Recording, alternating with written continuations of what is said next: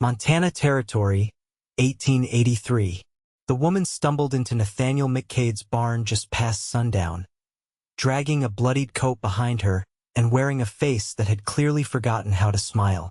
Nathaniel had been hauling hay from the wagon when he heard the barn door creak open. He reached for the rifle leaning against the wall, but stopped short when he saw her.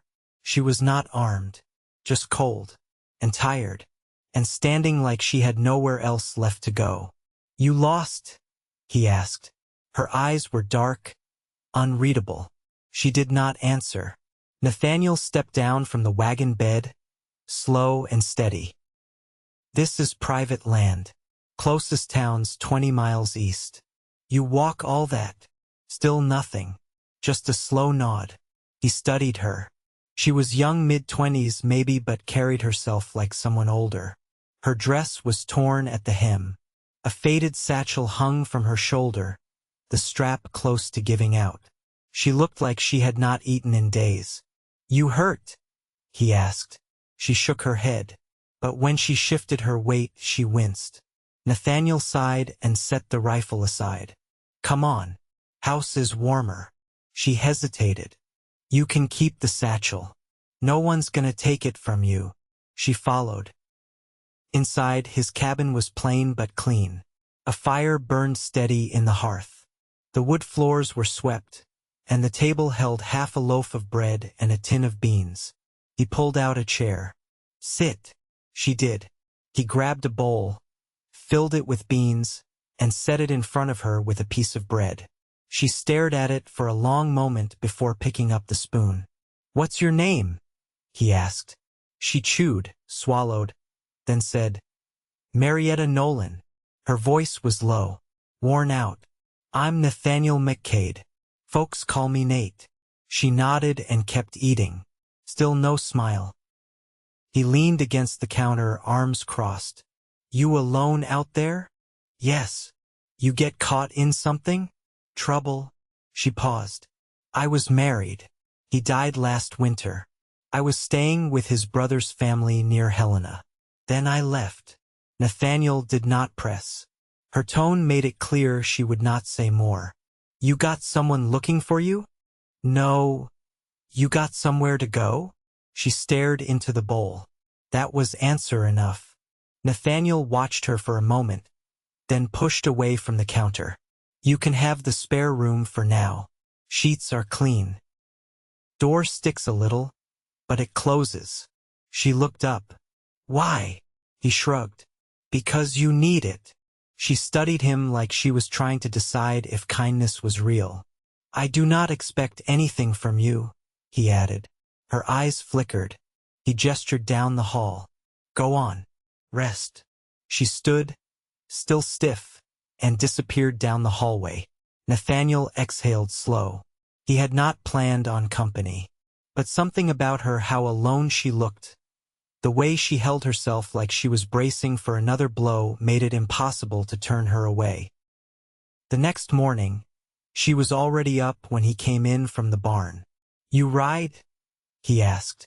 She nodded. "I've got a spare mare. You can help me with the cattle." She blinked, surprised. "You are offering me work? You need it, right?" She hesitated. "Yes." By the end of the week, Marietta had fallen into the rhythm of the ranch. She rode out with him every morning, checked the fence lines, scattered feed, brushed down the animals. She worked quiet, steady, never smiled, never laughed, barely spoke unless spoken to. But she was strong and careful, and she never once asked him for anything. One night, after supper, he found her sitting outside on the porch, arms around her knees. "You always sit like that when the moon's out?" he asked. She did not look up. "I used to sit like this when I was a girl, before I got married, before everything." Nathaniel sat down beside her. "You miss it?" She nodded once. "He was not a kind man, my husband. He wanted things a certain way. I was not allowed to speak unless spoken to. He used to say my face looked better quiet." Nathaniel's jaw tightened. And his brother's family? They were worse. Silence stretched between them. The wind shifted through the grass. I am not used to being asked things, she said, or offered anything. Nathaniel looked at her. No one needs permission to be treated decent. She glanced at him, eyes narrow, like she was not sure whether to believe that. He stood. Come on. I made coffee. The next few weeks passed easier. She still did not smile, but she started speaking more. She asked him questions about the ranch, about the cattle, about the stars. One morning, as they rode out to the south pasture, she said, I never wanted to be married, but I was told I had to. Nathaniel did not reply right away. Just let the wind carry her words off the ridge. He finally said, You do not have to do anything you do not want to. Not anymore. She looked at him long and hard, and for the first time, something in her face softened. Not a smile, but something close. That night, she stitched a tear in his shirt without being asked. A week later, she handed him coffee before he even reached the porch. Then came the morning she rode out alone to check the north fence. She returned with a bloodied hand and a torn sleeve. What happened? He asked, rushing to her. Barbed wire. I tripped. He took her hand gently, cleaned the gash, wrapped it careful with fresh cloth. You should have waited. I would have gone with you. I wanted to prove I could do it. You do not have to prove anything to me, he said. She looked away, but he caught the way her throat moved, like she was swallowing something heavy. That night, she sat beside him on the porch again. Only this time her shoulder touched his. You have been kind to me, she said. He turned to her. You deserve it. She shook her head. I do not know how to be loved. Nathaniel's voice was quiet. You do not need permission to be. Her breath caught, and then at last she smiled. It was small, barely there, but it changed her whole face.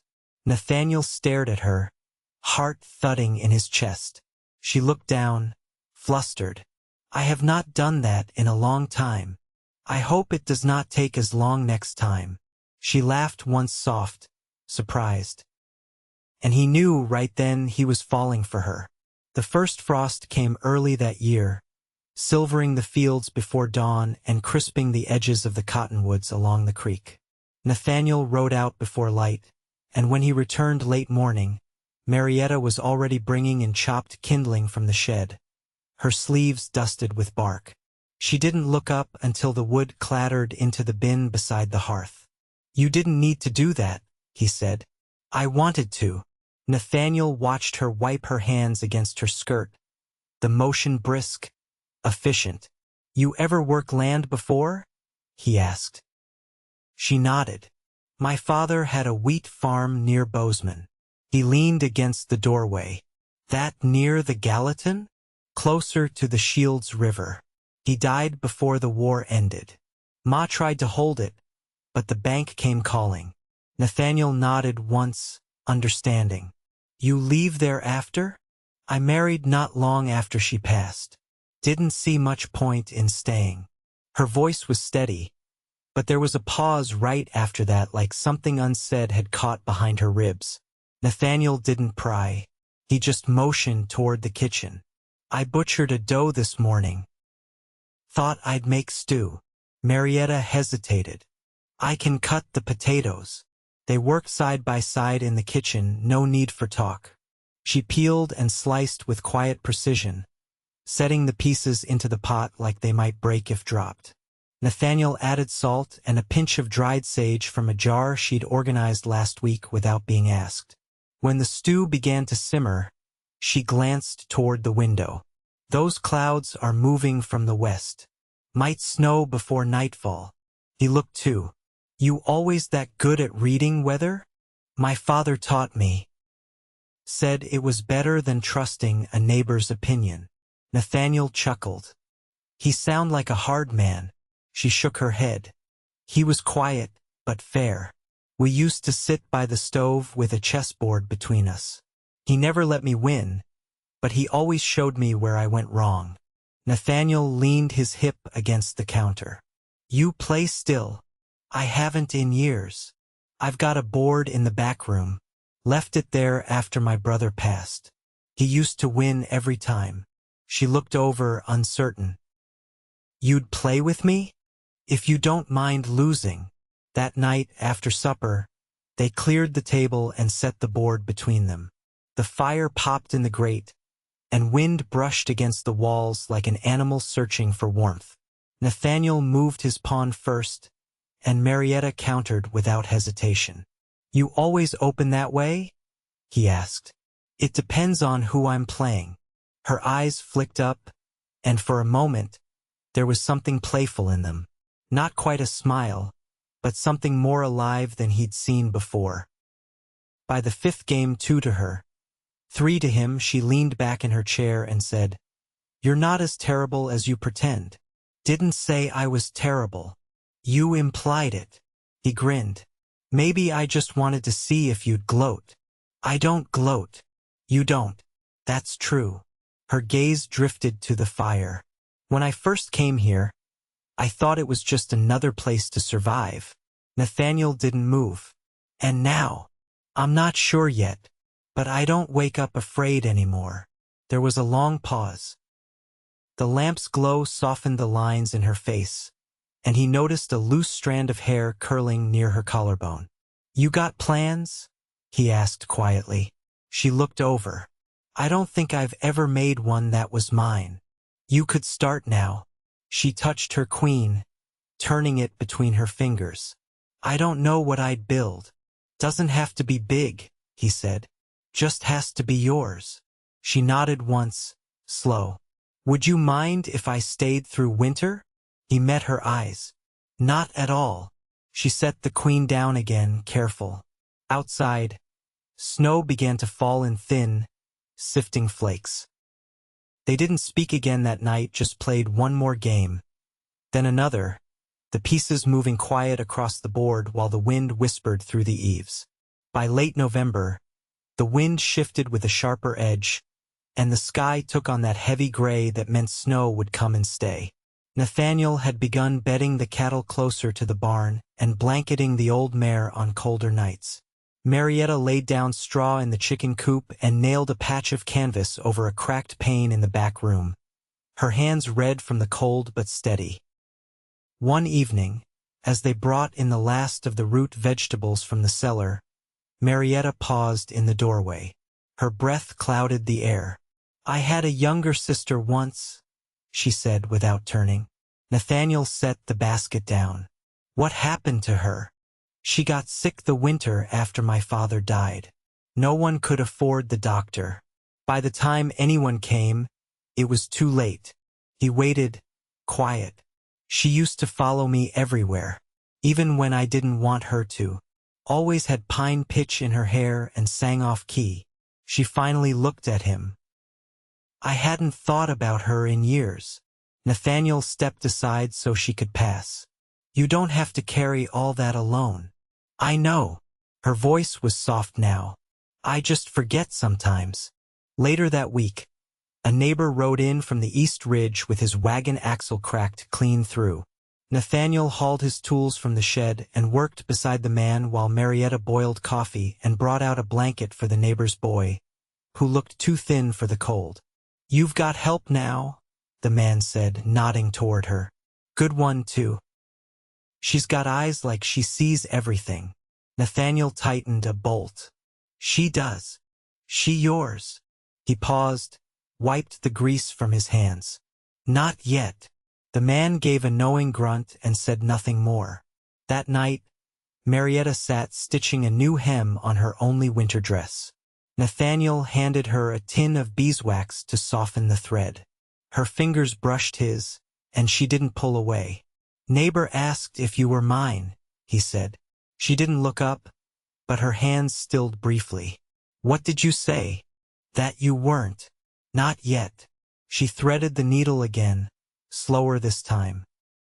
That mean you've thought about it? I wouldn't have said it if I hadn't. The fire hissed as a log shifted. I don't know how to be part of something that doesn't hurt, she said. Nathaniel leaned forward. You're not a burden. You don't owe me anything. She met his eyes then, steady. I know that now, but knowing and believing aren't the same. He nodded. You've still got time to believe it. The next morning, she asked to ride out alone to the ridge where the fence had bowed under last week's snowfall. Nathaniel offered to come, but she shook her head. I want to see if I can mend it myself. He watched her saddle the mare, adjust the cinch, and ride off with a coil of wire and a hammer tied to the saddle horn. She returned just after midday, cheeks flushed, the sleeve of her coat dusted with frost. It's done, she said, handing him the tools. I braced it with a new post. He took them but kept his eyes on her. You proud? She crossed her arms, half smiling. A little. That evening, he found her in the barn loft, watching the snowfall through the slats in the wall. He climbed up beside her and sat, careful not to crowd her. Your sister, he said. What was her name? Clara. Tell me something about her. She used to name the chickens after queens. Every one. Even the roosters. Nathaniel laughed once, shaking his head. Sounds like she had spirit. She did. Marietta's voice held something fragile, but not broken. Sometimes when it's quiet, I think I hear her humming. They sat there until the light turned blue and the snow softened everything outside. Nathaniel finally said, You're not the same woman who walked into my barn. I know. You've grown stronger. Marietta turned to him. You gave me space to be someone else. He reached for her hand, slow and certain. This time she didn't hesitate. Their fingers laced together, her palm warm in his. I don't want to leave, she whispered. You don't have to. She exhaled, the sound caught between relief and something deeper.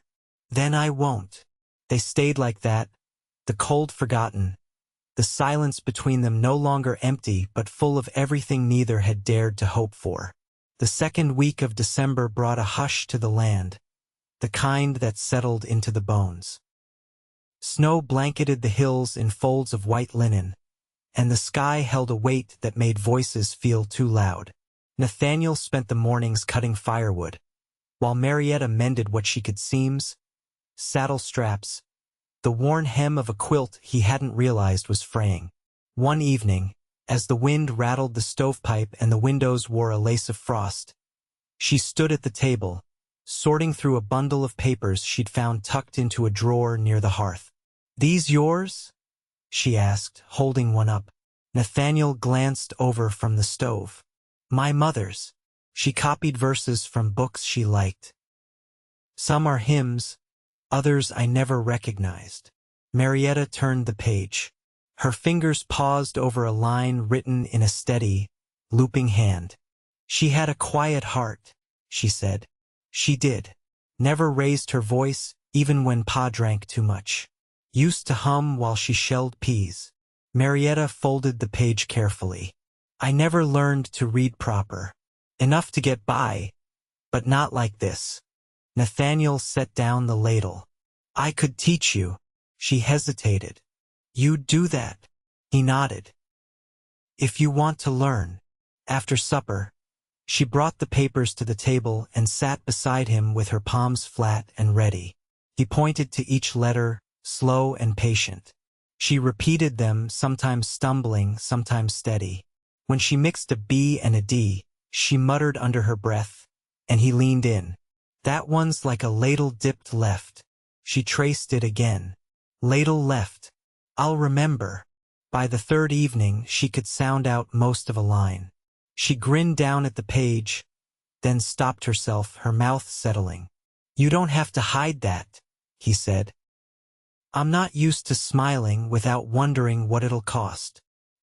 He looked at her then, not with pity, but something warmer.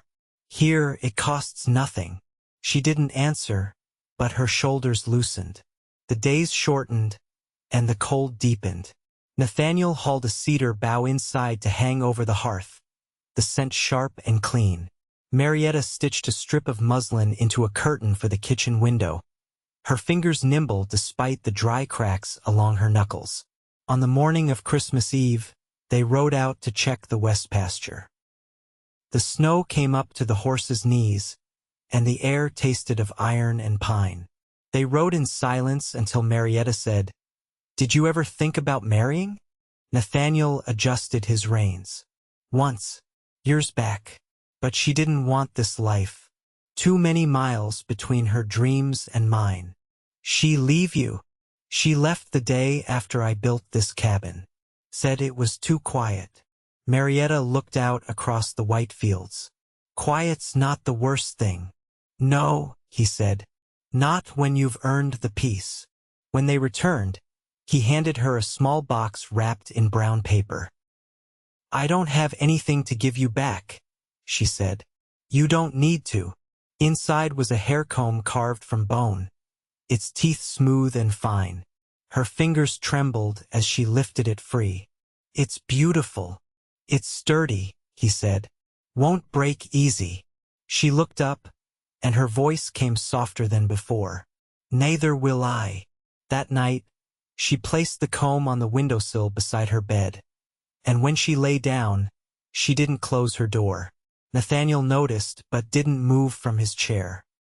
He kept reading from the old pages, his lips forming the lines she had struggled through earlier. In the morning, he woke to the smell of biscuits and the sound of her humming. Not quite on key, but close enough. The thaw came slow that year. Snow still clung to the shaded curves of the pasture, but the sun held longer in the sky each day, and the creek behind the barn whispered more boldly beneath its thinning ice. Nathaniel watched the land wake with a quiet gladness. He didn't say much about it, but Marietta noticed he lingered longer at the porch rail in the mornings, his eyes trailing the horizon like a man learning how to look forward instead of back. She had begun reading aloud in the evenings, her voice halting but gaining shape, like a stream cutting its own course. He listened without interrupting, even when she stumbled. She never asked if she was doing it right, and he never offered praise she hadn't earned. Still, now and again, she glanced at him after a sentence, and something eased in her shoulders when she found him watching. One afternoon in early March, he returned from the far paddock with a limp in his left leg, favoring the knee he'd twisted in youth. Marietta met him halfway to the porch. "What happened?" "Stepped wrong in a rut." "I'll be fine." "You're not fine." He didn't argue, which told her more than words would have. She brought a basin, boiled water, and helped him out of his boot. His jaw set, but not from pain. He'd never liked being tended to. "You've got pride like flint," she said, "and you've got hands that know how to mend bone and cloth alike." He winced as she wrapped the knee. "You could have been a doctor. I was never given the chance." He looked down at her, his voice quiet. "You have one now." She didn't answer, but her grip on the bandage gentled. That night, she stayed close as they sat by the fire, her chair pulled beside his. "You ever think about what comes next?" she asked. "Sometimes." "What do you see?" He hesitated, then said, "A home that stays full. Someone beside me who wants to be here. Maybe a few more animals. A kitchen with bread rising in it." She smiled without looking at him. "That sounds like something. It could be ours." Silence filled the space between them, soft as wool. "Do you think," she said slowly, "I could belong here in name, not just in deed?" He reached for her hand, resting it gently in his. "I'd like nothing better." Spring came in earnest a week later. The ground lost its hardness, and shoots pressed up through the thawed soil.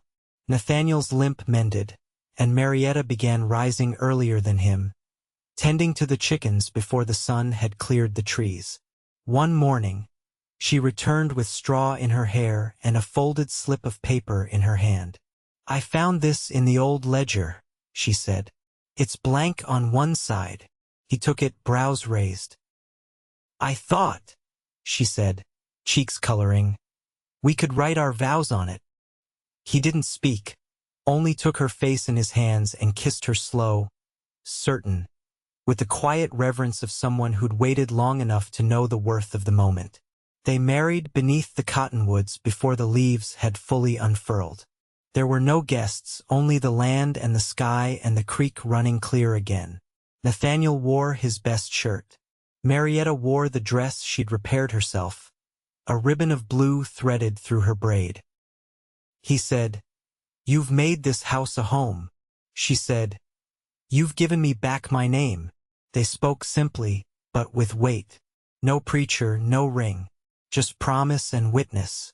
That evening, as dusk settled, he carried her across the threshold not because she asked, but because he wanted her to know she'd never again walk into a place unsure if she was welcome. She laughed, the sound full and unguarded. Years passed, and the ranch grew with them. Marietta planted a garden behind the barn, herbs near the kitchen, root vegetables further out. Nathaniel built a second stall, then a third, until they could board horses for neighbors come winter.